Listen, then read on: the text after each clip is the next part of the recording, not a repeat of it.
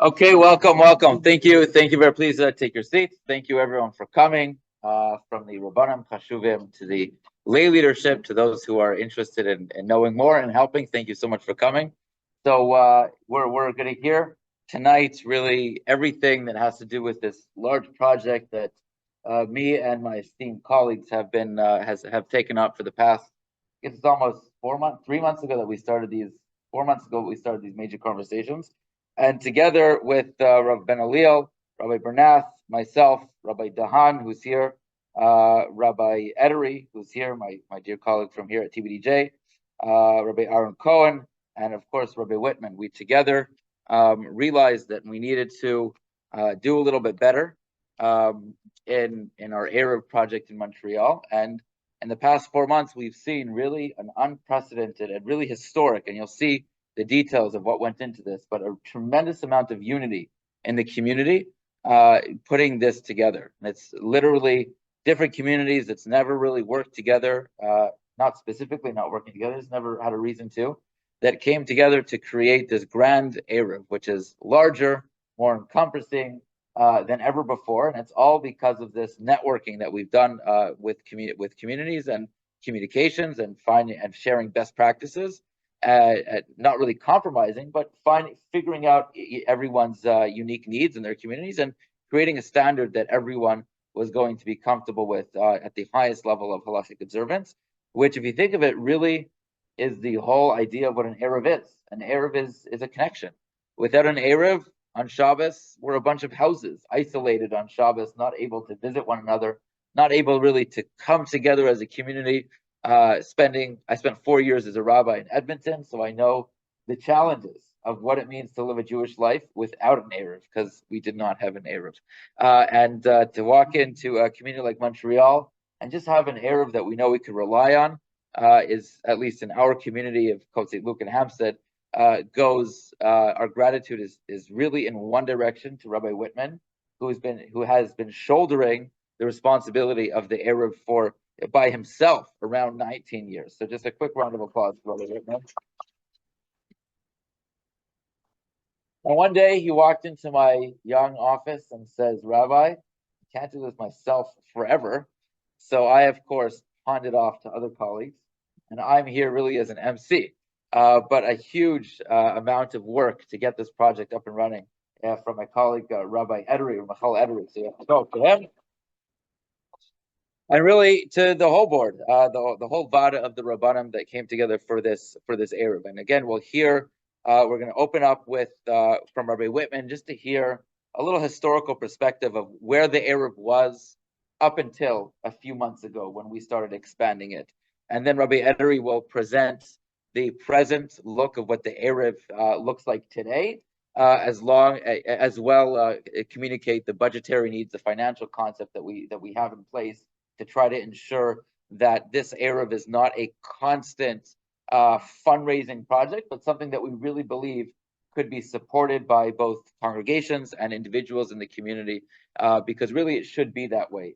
An Eruv is not one person's project, it's the community's project. So if it can't naturally get the funding that it needs, that means it's not being run properly. So I want you to hear that sentence and take it to heart, because that's something that the lay leadership is going to have to help us spread that and communicate that message to yourself, to your neighbors, to your synagogues, to your shuls, because we all have to come together. It's not expensive. It's not a large amount of money.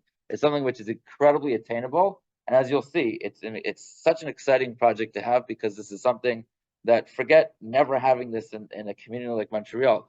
I can't think of any example of any community in the diaspora or in Israel, including really around the world, that's taken upon ourselves a project like this, where you have different communities next to each other that kind of had their own Eruvim, and someone came along and said, "Hey, instead of having 1, 1, 1, 1, what happens if we have 1 plus 1 plus 1 plus 1, and create an Eruv which is much larger than anyone could have dreamed of before that communication," which goes to show you how much we can accomplish when we stay together, when there's a sense of achdus in the community. And in the community of Montreal, there really is a beautiful sense of achdus, which is the only way we're able to pull this off. So without further ado, Rabbi Whitman, come share with us the history of what the Eruv looked like until 4 months.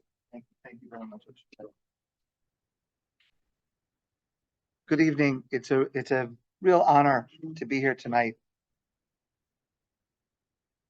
The Hampstead Koten Luk Eruv was started by Rabbi Joshua Schmidman, of blessed memory, and others, under the original leadership and halachic guidance of the chief rabbi of Montreal at that time, Rabbi Nizhnik. At a later time, Rabbi Schmidman decided to work together with Rav Herschel Schachter of New York, Rosh HaYeshiva of Yeshiva University, the head of Yukashus, many other illustrious titles. And since that time, Rav Schachter has been the posek of our Eruv. I came here about 22 years ago. When I came, I had been very involved in Eruv in my previous community. And it was an honor for me to be able to assist Rabbi Schmidman, to work together with him.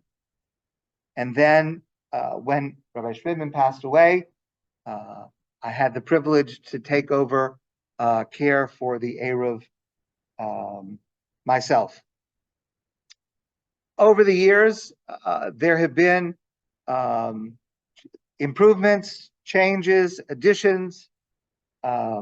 Very shortly after I came, we were able to include Shai Zion Synagogue, which I was very, very gratified to be able to do. We included part of Montreal West. We were able to get certain areas on the border. One of the earliest things that we did was to include the Cary Square, which at that time is where MTC was meeting. So we were able to include them.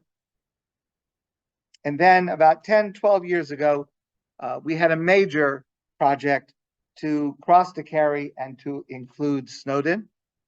At that time, Rabbi Shachar Ornstein was extremely active and helpful in being able to achieve that goal. Originally, we were connected to the Jewish General Hospital. Then, because of construction issues, we were not able to connect to it. So currently, our Eruv does not connect to the Jewish General, but in this plan, that will be included. Rabbi Klayman alluded to this. I just want to clarify. For me, this effort started about a year ago with a conversation that Rabbi Klayman and I had that sort of created a framework. And then the initiative of this came from Rabbi Edery, Rabbi Michael Edery. He has put in more time than anybody can imagine. And his ability to create a vision that we could all be able to connect with is something that's absolutely incredible. It has been a tremendous experience for me personally to be able to work closely with Rabbi Edery, as well as Rabbi Dahan and the other rabbis of our VAD. I do want to point out that it is true, I've been very involved in the Eruv for a long time. What I have done for the Eruv is either met or exceeded by the work of Wesley Gorin. Wesley Gorin, for years, has single-handedly administered the Eruv, raised the funds, administered the funds, took care of all of the bookkeeping, all of the arrangements, ordering the supplies, paying the repair and the checkers. Wesley's commitment to the Eruv, there is no one whose effort exceeds Wesley's, and there is no one whose effort excels as much as Wesley. So everybody in our community who carries on Shabbos, who carries inside our Eruv on Shabbos permissibly, owes a tremendous debt of gratitude to Wesley, and we hope that he will continue to be part of the Eruv, helping out, but not alone, with a larger group for many, many years in good health. I want to mention just a couple of things before I hand it over. In a few minutes, Rabbi Edery will show us the map, and we will see the picture of what we're doing, I want to take a moment before we look at the map to give an underlying picture of what it is that we are trying to accomplish. So basically, there are three groups that are already involved in Eruv, whose Eruvs abut each other. And these three groups have never coordinated really their activity. Those three groups are Ashkenazim, Sfardim, and the Belzer Hasidim. The Belzer Hasidim both in Utrama and in Kot St. Luke. And the Belzer Hasidim group includes the Divimi Yeshiva crowd, which also makes use of that Eruv. We are hoping to add another community, which you will hear about, a Chabad community that will be added. But in terms of the existing people already working on Eruv, there's a very, very important principle. Every single one of us has an Eruv with kulos and chumros, leniencies and stringencies. And none of them are the same. The leniencies that we use are not accepted by them. The leniencies that they use are not accepted by us. I want to say this very clearly and very openly so there's no misunderstanding. It is every Eruv that we're talking about that's going to hopefully be joined into a larger group. Every one of them is an exactly equal level of acceptability and stringency. Whoever would say to you, our Eruv is more stringent than the other one, I'm telling you they're wrong. Before this project gets finished, we, the existing Hampstead, Kot St. Luke, Snowden Eruv, we would not be able to use the Utrama Eruv. It did not meet our standards. And we would also not be able to use the Sephardic Eruv. And both of the other groups would say the same thing. Here is the brilliance of what we've done and the true genius of the Achdus that Rabbi Kleiman referred to. The three groups, and now it's going to be four groups, the communities, agreed that we would have one standard for Eruv for all of the different Eruvim, and it would be the highest common denominator.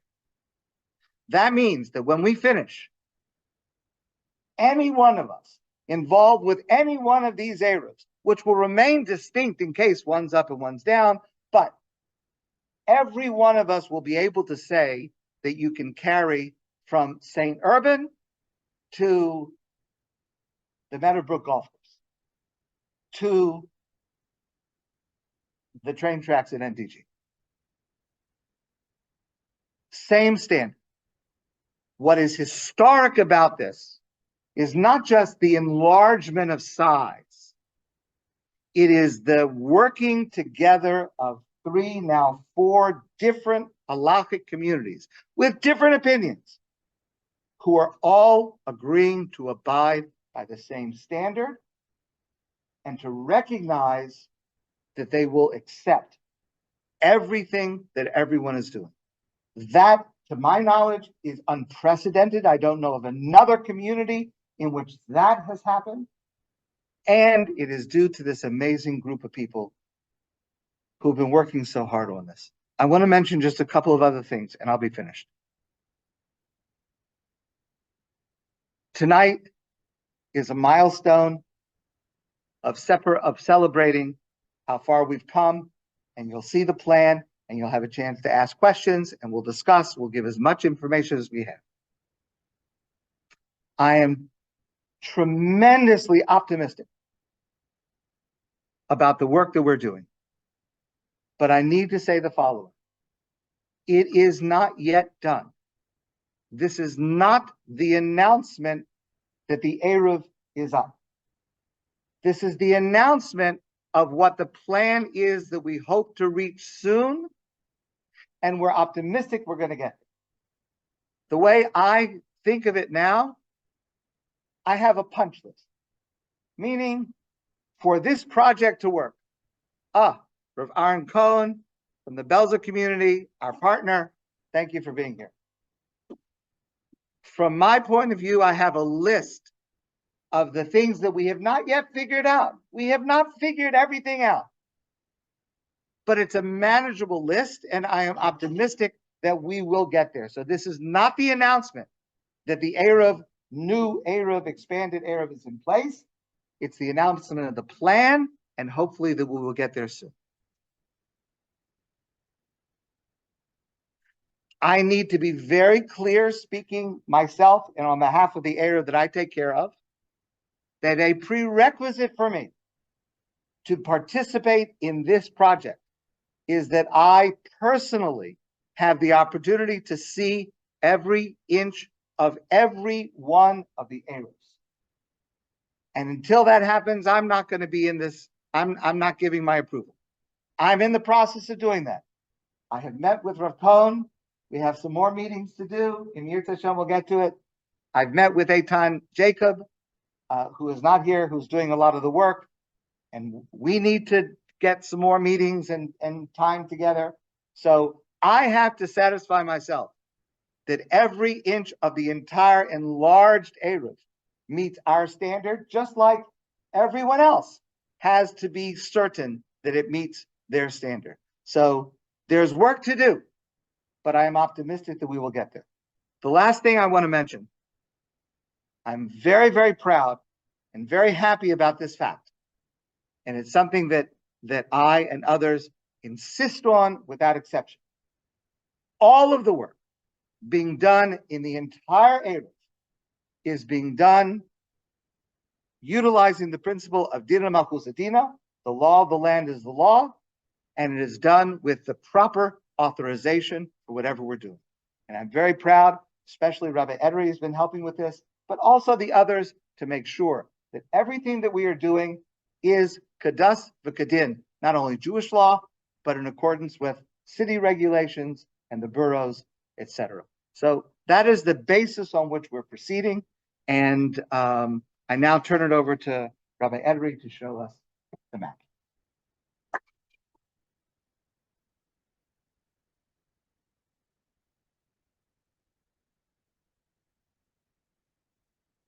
All right, good evening, everyone. Thank you for coming. Just before starting, just want to mention, Rabbi Whitman just mentioned it.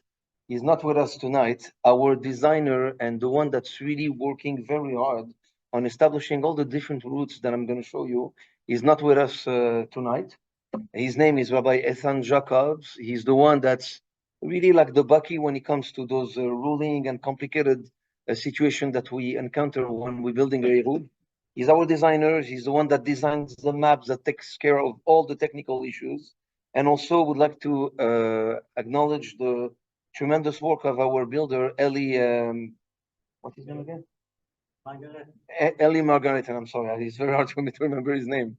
So Eli Margaritan, which is like the one that really goes on the ladders, on the truck with all the cranes and doing an amazing job. So I would like to point out that those people, even though they're not with us, like we say,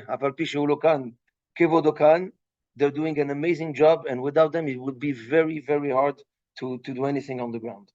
So what I'm going to do right now, I'm just going to show you the map. It's a Google map. You're going to see exactly the existent Eruvim that are already in place, that are already functional, and I'm going to show you exactly the kind of connection that we're trying to do in order to connect this whole big thing together. So, as you know, you're familiar with the idea. The idea of transporting around an Eruv, as you know, B'Hilchot Shabbat, you cannot transport in a public domain. The principle is brilliant, it's simple. By closing the area through like threads and what we call Surat HaPetach, which are a way of making like a kind of I would say, not superficial, but like a wall that will be in place just because of two pillars and a thread going on top of it. You're able to enclose an entire area, and it becomes like a private domain. It becomes like really a reshut hayachid where you could go exactly from one place to the other. So without delay, I want to show you here the map. So just a second. Here we go. Up. So just put this here like this. So this is the map. You see it from the top. So I'm going to start with this area here. What you have here is the existing Eruv of Côte Saint-Luc that Rabbi Ben-Oliel built up around, I would say maybe 10 years ago.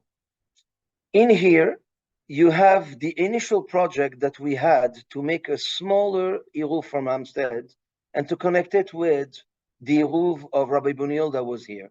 After we met and all the discussion we had and the planning we did, we were able finally to not only connect those two areas, but to go further in the other side of the car. As you see here, just make it bigger like this, you see clearly. Here you have the Dekari highway, and in here, the new area, the blue area that you see all over here, is the new structure that we're going to make that will go from Dekari, connect itself with the one of Rabbi Ben-Oliel, which is on the left side here, and go all the way down till the fence on Notre-Dame-de-Grâce in Montreal West that you see here. So if you want to see it from top, it's already just on this side of the car. It's a massive area, okay? And that will allow all the people, all the shuls that are around, either Hampstead, Côte Saint-Luc, and this area here, where there's a lot of Bet Chabad that are there. There's two major congregations that you have there as well. So all this area will be linked to the one of Rabbi Ben-Oliel here. Now, if you go in the other side, once you cross Dekari, what we did, like my dear colleague Rabbi Whitman explained, basically those two Eruvim that you see here are already operating. It's the Eruv of the Hasidei Bells, which is in Montreal here, and the one of the Devim area that's connected and built up inside the one of Outremont. So what we're doing, instead of stopping around here, where it was the initial Eruv and the existing Eruv that you see today, we're just going to expand and go till the Vimy, where we're going to connect with those two Eruvim. And at the end of the picture, you will end up having a massive area that will go from Outremont till NDG in here. And everything is connected and independent in the same time. Meaning, if, let's say, this Eruv here falls down because of anything that got broken in the structure, it doesn't affect anyone there. Of course, locally, they won't be able to transport if their local Eruv is down, but the whole entire structure here won't be affected. And it's the same with all the different colors that you see and the different parts that you see in here. So again, it's a lot of work.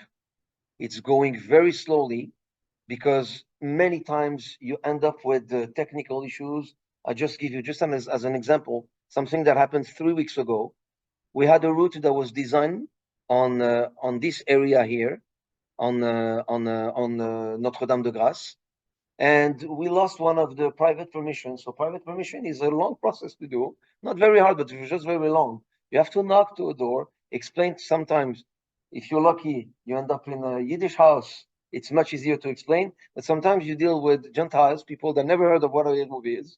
So you give a crash course in halakha, what an Eruv is, and you hope that they understand that it's not going to damage anything in the structure. So we had many people that were extremely, extremely cooperative with us, very, very, easygoing. And we lost one of those permission. And when such a thing happens, it affects the entire route that you designed. So you have to restart from scratch and go find again another permission in order to secure that area. So it's a long process. It's taking a lot of time.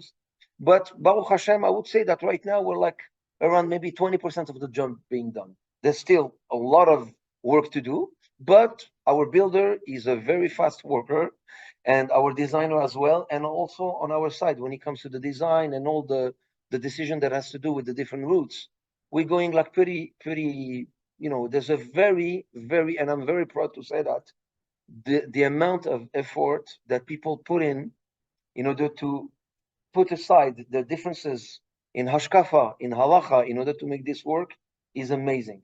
you see really the good heart and the good willing of the people involved that want this big major project to happen, and it's a tremendous lesson of Ardut for everyone.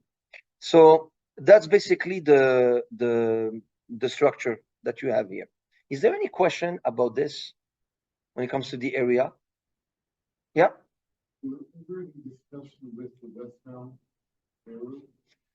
So I reached out. Let me Yeah. answer that question. It is not possible for us to connect to the westbound Eruv because anywhere south of where we already crossed the carry, there's no other place to cross the carry.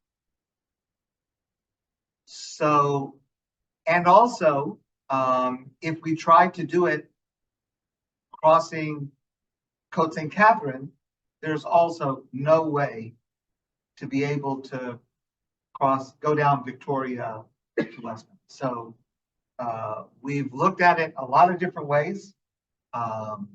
We're always willing to take another look.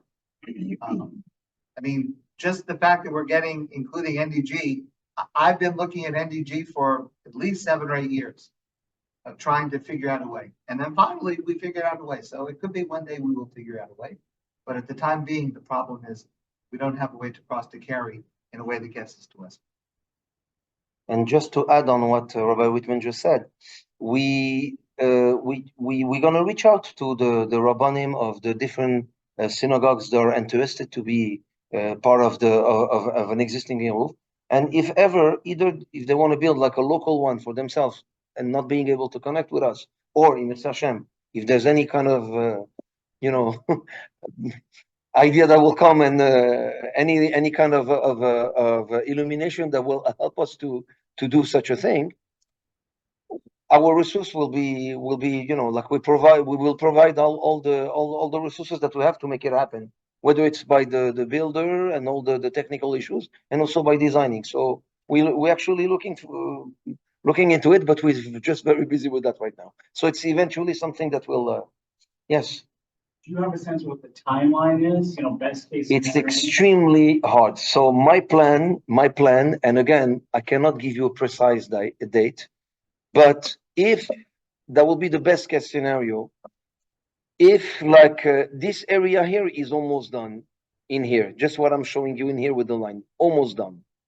If this area here, thanks to Rabbi Whitman, with the structure that's already in place, we don't have much to do because the cables are already installed. We just have to redo some of the lechis, which are the 2 pillars that are connecting the 2, as I explained before. So it's going faster when we hit that area. And again, there's a lot of things, there's a lot of criteria and a lot of parameters that could either make it going like in a decent speed or being a little bit slower. But my take will be that maybe in 5-6 months, if we could accomplish that, the crossing of the Kari and the connection with the Devimi and Outremont area is secure, I will be extremely happy. That will take us around the end of the beginning of the summer, or like in the middle of the summer. But I'm very optimistic. I hope it's going to happen, but you don't have any control when it comes to that. After that, the second parasha, the parasha part 2, is to come back in this area here and to complete all of those frontiers that you see here in the NDG area here, which is much longer because there's no structure. You have to really start from scratch. There's a lot of areas where there's no lechi, there's no cable, so the whole thing is to rebuild.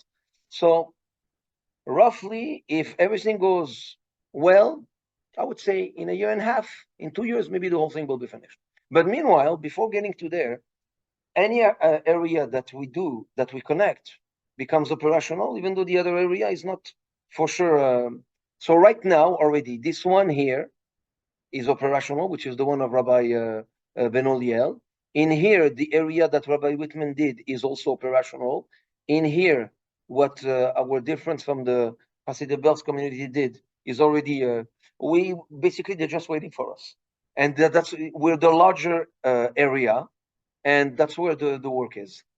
So before going to have like an open all you can ask style of session where you could ask any question you need to know. I just want to show you something else here. I just want to show you the projection of our budget. Yes. Can I just take 1 minute with the map? I just want to. Of course, come. Yeah. Thank you. You have the. Thank you very much. Yeah. Okay, so I just want to clarify something, so that we're all clear. Just in terms of the existing Côte Saint-Luc, Hampstead, Snowdon, Eruv that we've been a part of for all these years. So that is in operation without any changes. We're checking it every week. It's good. It's there. Everything that is in our existing Eruv will be in the final Eruv, plus much, much more. Plus NDG, plus the area that it's not there yet, but the plan will include the Westbury development, including the Hilton Hotel, will be included. Again, it's not there yet, but it will be included. Plus this area around Vizina, near DeCarry, between Plamondon and Vizina, will be included. And then, so everything in the current Eruv will be included, except for one little piece. So this small piece, which is the southern part of Snowdon, is in our Eruv. And it's up, it's working, it's fine. However, this is not yet part of the larger plan. As Rabbi Edry said, we're in a couple of stages. So this little piece, to include it so that everyone has the same standard, that is a phase we have not yet gotten to. But whoever is in this area, which very importantly includes the Y and includes Spanish Portuguese, the Eruv is exactly the same as it was. No change. It's up every week. And you can carry from there. And you can carry from there to other parts of the Eruv as well. But I just want to make it clear that our Eruv, which is all of this area and all going to here, that exists and that is stable and that is in progress at this time. Any questions for me about that part? Just a little clarification, that piece is not with this. Where's just in this area? The southern area. It's the southern Snowdon area. So it includes the Y, which is right here, Spanish Portuguese, Herzliya. So that is part of the existing Eruv, but it's not part of the new project until I meet with Eitan Jacob and get him to include it. But it's a little, I need to find the time to meet with Eitan Jacob to work that out. So that's the second phase. But it's the same as it has been. Thank you, Rabbi Whitman, for the precision. So, just to show you, just to present you, this is not the budget that has to do with the construction. That's a separate thing. We're not discussing that tonight. It's not a fundraising event. But I just want to give you a glimpse or the kind of budget you're dealing with when once it's up, once it's operational, the cost of like just operating the whole structure. So right now in the Eruv of Rabbi Whitman, there's two people that are touring the two different areas. And with the size that we're talking about, we're probably gonna end up being 7 or 8 people. They're gonna be like assigned to different areas. And hopefully we'll be able to shift them over like this. Someone is much more meticulous because if you check the same area at the same time, sometimes you don't pay attention. When you rotate, 1 month you do one area, we move you to another one. It's a system that Rabbi Whitman has already in place. It makes things much more easier to control. And it's the checking is like it's a different job altogether. So we're talking roughly about, I would say maybe $800 a week just to pay the people that will go around every Erev Shabbat to make sure that all the structure is here, that nothing got destroyed. When it comes to the repair funds, it depends. Sometimes, the city is making any work and they're not aware that those cables are in lead They're pretty solid, but they're not, easily. It's very easy to tear down the structure. So anytime there's such a thing that happens, depending on there's a permanent budget of around $8,000 in case there's anything to repair.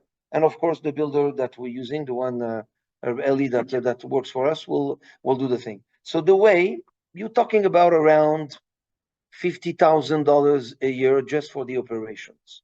Okay. Now, when it comes to the way to get to that budget and to secure it year after year, without hassling anyone, we'll go synagogue per synagogue. We'll ask for a contribution for whoever is inside. And also, we hope to have like a large GoFundMe campaign where we'll reach out to every single individual in this gigantic area to try to pledge as a member 3 different options, 360 for gold, 180 for silver, bronze, and everything. That will allow not only the fund to be used for the operation, but also to increase the level of input and the achrayus that everyone, the responsibility that everyone will feel because he's part of such a project. And whatever the amount he proposed in order to be part of it, it's really like almost irrelevant. The whole point is to engage much more people as we can in a larger scale. Any questions about this? Yeah. So just to give you an idea, you're talking about almost 100,000, 100,020 just to complete the entire thing. So it's private donations. It's giving people that give large amounts of money that are used to contribute in different Eruvim in the past. That are, we pitch them, each one separately. We go meet them in their office and everything, and we gather the fund like this. And Bezrat Hashem, we're going to be able to, the Eibishter helps. We're going to be able to complete that thing. Any question about the budget? Huh?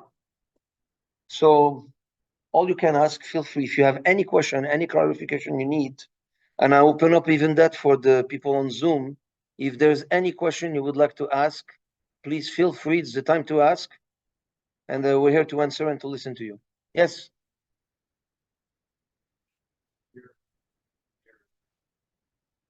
Yeah. You also, in the presentation, showed a single budget, but there are many different sections. When will the administration with a separate section go into one total single administration? So it's much complicated, and I'm sure like if you're in the business, you will understand that. There's an advantage if you centralize everything, but it comes also with a big disadvantage. When you keep things like a little bit independent, it's one thing. What I mentioned for the $800 salary just for people that are checking is only our area. It's not the entire thing. Meaning that the people in Côte Saint-Luc have their own checkers. The Hasidic Belts, the Devim area has people that check that are totally independent than us. What we do, we just communicate. Once they do their turn, we're good. The data is shared with everyone. That the entire structure is up. Yeah. So $50,000 a year. Yeah. That's only for Hampstead, Snowden, and the area of NDG that we're covering. What we building right now. The other budget are separated and are managed by each community. I don't think it's a plan, and I don't think it's something that we're looking to do. Because once you, yeah. Yeah. So is that broken up into a bunch of separate? No, that's only our area. It is. We're going to be able to manage that on our own, but when it's operative, we're not going to start connecting. Yes. Yeah. The Eruv, he needs to be up in order to deal with that. Right now, the way we're managing it with the funds that we're collecting for the construction is under one administration. We're dealing with that. So let me just first of all, this is Steve Branson. Steve Branson also has tremendous participation in the Eruv, helping with the website, helping Wesley with running it. Wesley's the man. But Wesley's the man. But you're also the guy. Okay, you're a guy. So our existing Eruv structure continues. we need to have a larger infrastructure to help with managing our Eruv right now so that it's not just Wesley.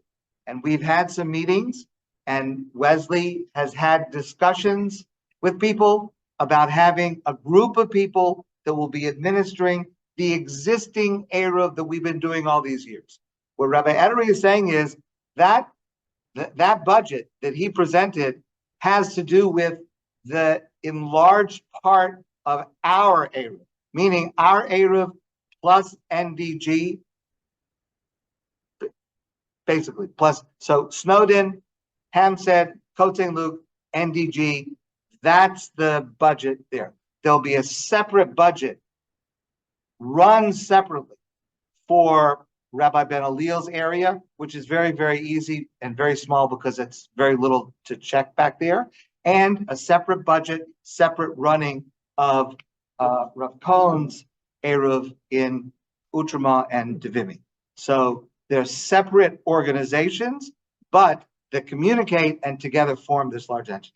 The budget has to do with the enlarged structure that we're working. Yeah. In the map you showed, Yeah. there's going to be a new arrow connecting Outremont and Divimi to Snowden, correct? The yellow part. With the Yeah, yellow. yeah. Who will be in charge of that? Us. So that's part Yeah, of the yeah. This is including in, like Mr. Abrahamson, that's including in that budget, and it's under our responsibility as well. Yeah. Website with all the updates. So there's an existing website that our friend Wesley is in charge with Mr. Abrahamson. They're putting the data, and then Not to give to update. yeah, we're gonna do that. Obviously, even like with the the map that will be available each time there's one of the area that's down, it will be mentioned there. But again, we're a bit far from that. We have, first of all, like to make sure that the whole structure is here, everything is in place. Then you deal with all the marketing and communication part to the grand public to have all the information being in place. Yes.